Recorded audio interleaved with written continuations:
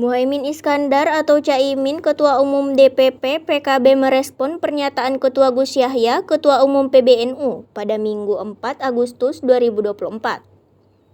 Melalui unggahan di akun Twitter pribadinya @caiminnow, Caimin pun meminta PBNU agar tidak ikut merusak PKB. Caimin menilai Gus Yahya dan Gus Ipul telah melanggar prinsip, yaitu mencampuri urusan PKB. Menurutnya, ini seperti menarik PBNU dalam perpolitikan. Selain itu, Caimin juga menegaskan bahwa dirinya telah berhasil membawa PKB berprestasi pada pemilu 2024. Pada pemilu 2024, PKB meraih suara sebanyak 16,1 juta atau 10,65%. Dari perolehan ini, PKB naik 0,93% dari pemilu 2019 lalu yang meraih 13,5 juta atau 9,69%. Ia mengatakan keberhasilan ini karena kader-kader tidak lagi bergantung pada siapapun. Sebelumnya, Gus Yahya memberikan pernyataan hubungan antara PBNU dan PKB ibarat sebuah mobil dan pabrik mobil.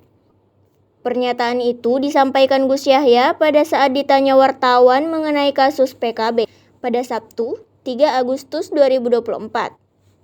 Menurutnya, jika pabrik mobil menemukan masalah, maka pabrik akan melakukan penarikan untuk perbaikan.